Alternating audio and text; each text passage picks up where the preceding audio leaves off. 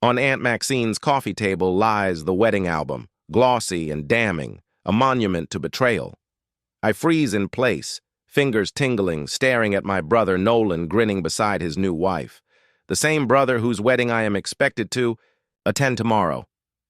Elise, honey, I thought you knew. Aunt Maxine's voice wavers behind me, carrying not just pity, but guilt. The crystal frame, still carefully wrapped, slips from my hands. Glass shatters against the floor, the sound echoing like a physical translation of what breaks inside me. Shards scatter across hardwood, catching the afternoon sunlight pouring through the bay windows. That can't be right. My own voice feels foreign, as though spoken from a distance. I have the invitation. I dig through my purse until I pull out the heavy cream envelope, my name written in elegant calligraphy. Look, June 15th, tomorrow. Aunt Maxine takes the invitation, her hands trembling as she perches her glasses on her nose. Oh, Elise, her voice cracks. The wedding was last weekend. They sent you the wrong date on purpose. The room sways. I'd taken time off from my executive marketing job, spent weeks finding the perfect gift, chosen a dress, rehearsed conversations for relatives who rarely even acknowledged me. How could they be so cruel? Ask your mother, Aunt Maxine replies. Then, gathering herself, she adds, they thought it would be easier if you weren't there. The memory of the envelope replays in my mind. Sunlight glinting on gold embossing, hope fluttering in my chest as I traced my name. Maybe I'd thought this was a step toward healing. Maybe they finally wanted me included. I remember Nolan's engagement dinner 2 months earlier, how his eyes connected with everyone but me. Still, I had smiled, congratulated him, pretended not to notice. That weekend, I hunted through 3 stores until I found a dress, elegant, not flashy, something that whispered belonging. The saleswoman noticed my smile in the mirror. I'd been radiant with hope. Now I kneel, picking shards of crystal from the floor. When Aunt Maxine bends to help, I stop her. Let me. My hands shake, but my voice steadies. They've always treated me like I was invisible. Now it's official. For once, I don't search for reasons, don't invent excuses for their cruelty. Something deep inside shifts, like a fault line breaking after years of strain. I rise, taller than before, and meet Aunt Maxine's tearful gaze. I fought with your mother, she confesses, wringing her hands. I told her it was cruel, but she said you'd bring up uncomfortable topics, ask embarrassing questions. I almost laugh. Uncomfortable topics. Like the thousands I funneled in secret to keep the lake cottage from foreclosure. Embarrassing. Questions, like why Nolan's failures are forgiven while my successes are ignored. Years I have spent proving myself, believing achievement would equal acceptance. Wrapping broken crystal in gift paper, I realize the festive design now mocks me. I thought if I worked hard enough, they'd finally see me, I say. Aunt Maxine clasps my hand, her papery skin cool. Some people don't see what's right. In front of them, Elise. Not can't, won't. The truth settles. No effort, no sacrifice would ever be enough. I've been trying to buy what should have been given freely. I look again at the album, smiling faces celebrating without me. No need to edit me out. My absence was already decided. They chose. Perhaps now it was time for me to choose, and I will. I won't be invisible any longer. The final blow arrives in today's mail, a formal letter on Dad's business stationery demanding the return of the lake cottage to its rightful owners, as though I had stolen it instead of saving it. Night. After night, I lie awake, photographs scattered across my bedspread. Smiling faces stare back at me, mocking my naivety. Had I imagined the happy moments, built false memories of connection where only tolerance existed? The weight of loneliness presses against my chest, heavier now without the pretense of family bonds. At 3 a.m., in a weak moment, I reach for my phone, thumb hovering over Mother's number. Maybe I'm overreacting. Maybe one apology could restore peace. But whose peace? Certainly not mine. Instead, I open my laptop and begin documenting. Every check written to cover Nolan's business failures, every transfer for cottage property, taxes, every unpaid loan. The spreadsheet grows, each entry another brick in the wall I'm finally building between us. On Tuesday afternoon, a knock at my office door breaks my concentration. Aunt Maxine stands there with 2 paper bags from my favorite deli. "Thought you might be skipping lunch," she says, placing a sandwich on my desk. She rests her hand on my shoulder, turquoise rings catching the light. "I'm proud of you for standing up. It's about time someone in this family had courage. That simple touch nearly undoes me." Before I can respond, my assistant's voice comes through the intercom. "Miss Hartman, your parents are in the lobby. They don't have an appointment." Maxine squeezes my shoulder. "Want me to stay?" I straighten my spine. No, I need to handle this myself. When they enter, Mother produces tears, though her mascara remains perfectly intact. "How could you abandon your family? We've always been there for you." Father stands rigid beside her. "The cottage has been in our family for generations. You have no right." They remain standing while I sit behind my desk, no longer leaping to attention at their presence.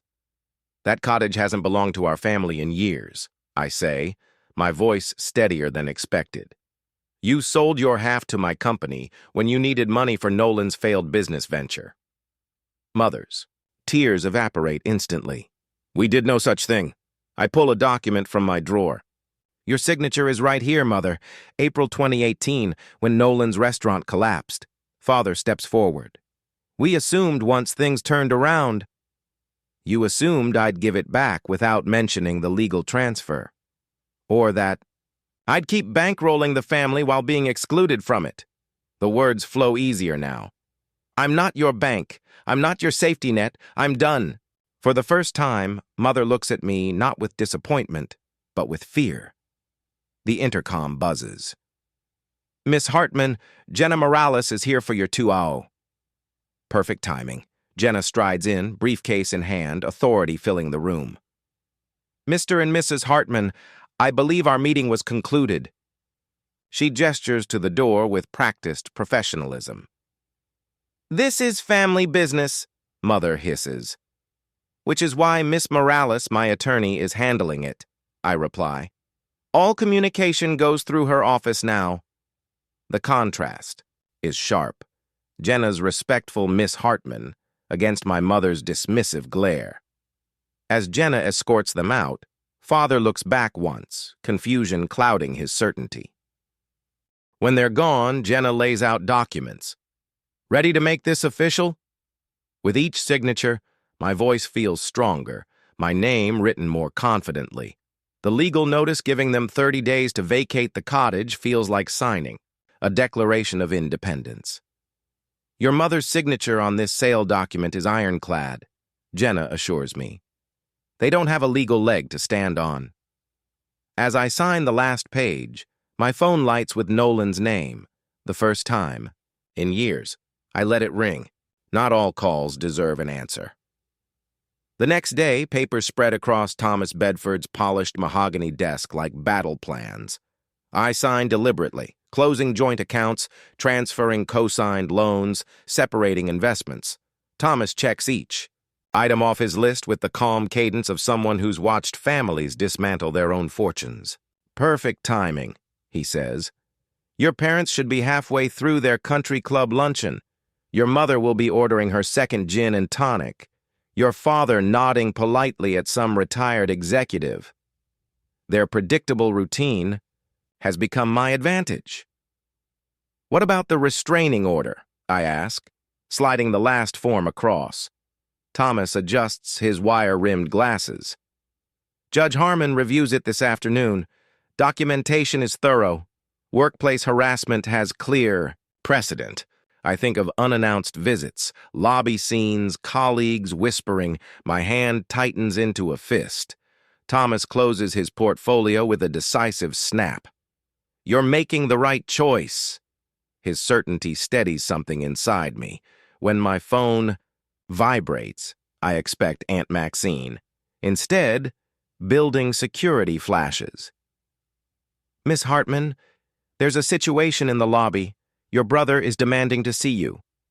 Thomas notices my face, points at the speakerphone. I press. "Is he causing a disturbance?" My voice stays calm. "Yes, ma'am. Protocol requires documentation. He's insistent about financial matters." Thomas scribbles a note. This strengthens the restraining order case. "I'm not coming down," I tell security. "Follow standard procedures for unauthorized visitors." 15 minutes later, my phone rings again, an unfamiliar number. "Elise, it's Kendra, Nolan's wife." Her voice wavers. "I'm outside your building." I brace. "I saw what happened in your lobby. I had no idea he could be like that." Through the window, I spot her near the fountain, shoulders hunched. "He told me you refused to help with the wedding, that you were jealous. But that wasn't true, was it? You didn't even know when it was." Her voice cracks. "I'm sorry. I should have asked why you weren't there."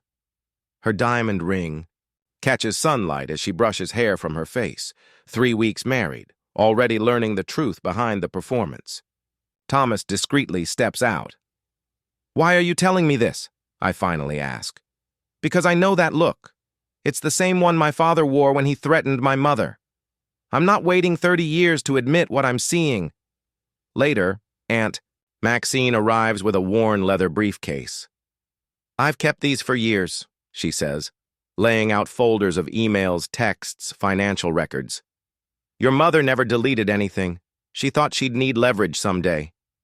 I flip through pages, each revealing manipulation. Need money for Nolan's venture. Elise won't mind co-signing. Tell Elise cottage repairs are minor. Hide the boat until after Thanksgiving. Each message hits like a blow. Jenna arrives mid-folder, scanning quickly, eyes hardening. "This strengthens our position on cottage ownership," she says, pulling certain emails. "The judge will see the pattern." Thomas returns with confirmation that my accounts are secured. "They won't touch a thing now." The next morning, Jenna calls with news that makes me sink into a kitchen chair. The judge granted the restraining order. His exact words were, "Clear pattern of emotional and financial harassment. They can't come within 500 feet of your workplace or residence." That same afternoon, Aunt Maxine phoned. "Your cousin Rebecca canceled her bridge game with your mother. Said she couldn't look her in the eye after what she did to you." From there, the dominoes began to fall. Uncle Stephen cut them from the holiday rotation. Grandmother's oldest friend declined their dinner invitation. Nolan drank more heavily as rumors spread about Kendra moving back to her parents' house.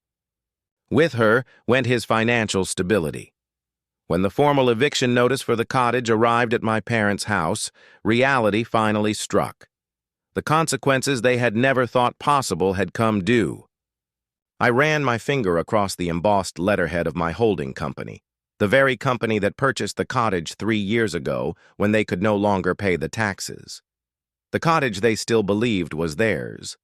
Truth reveals itself slowly, one document at a time.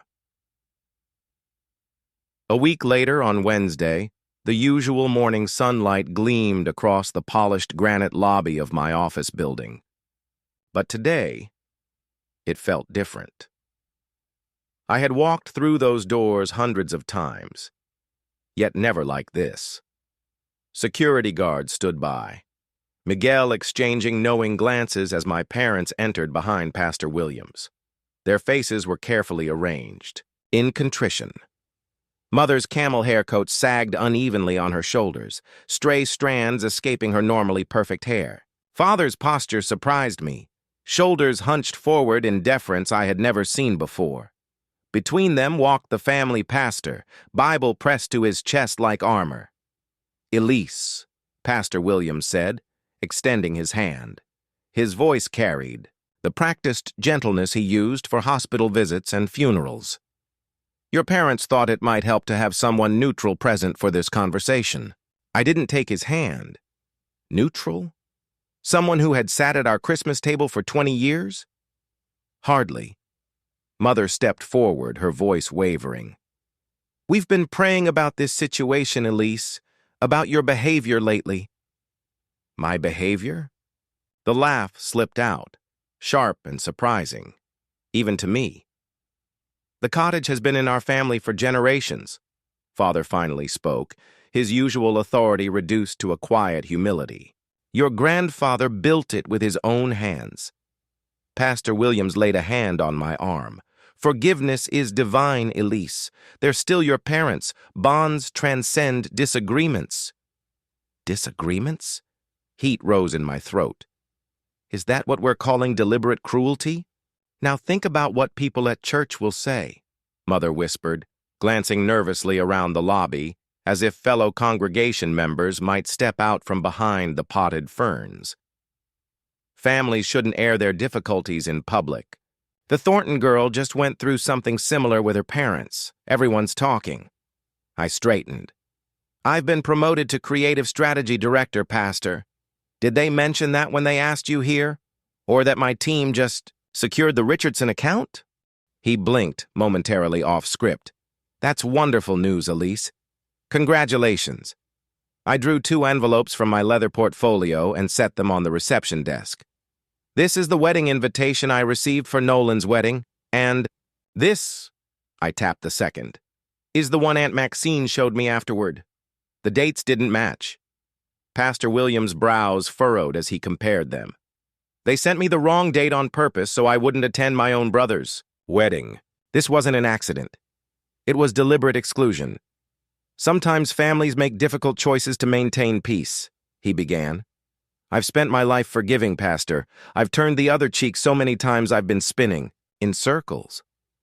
Now? Now I'm spending my life living. I fixed him with a steady gaze. Did they tell you about the lake cottage? That I've been making the payments for 8 years while they pretended it was theirs? Or that they've asked for financial help every time Nolan launches another doomed business venture? Or perhaps how they forgot to invite me to Thanksgiving, 3 years running, yet remembered to call when they needed their roof replaced? The certainty drained from his eyes as he looked between my parents. Elise, after all we've sacrificed for you? Mother started, tears rising. Name one sacrifice you made for me that wasn't for Nolan. Silence answered. I handed Father a manila envelope. These are the family photos I kept, the ones where I'm half-cropped or standing apart. I held on to them thinking someday I'd feel like I belonged in those frames.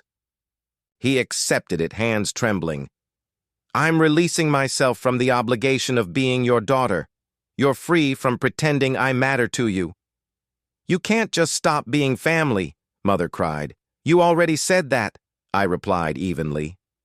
Stan, the security guard, stepped forward. Everything all right here, Miss Hartman? Yes, Stan. My visitors were just leaving.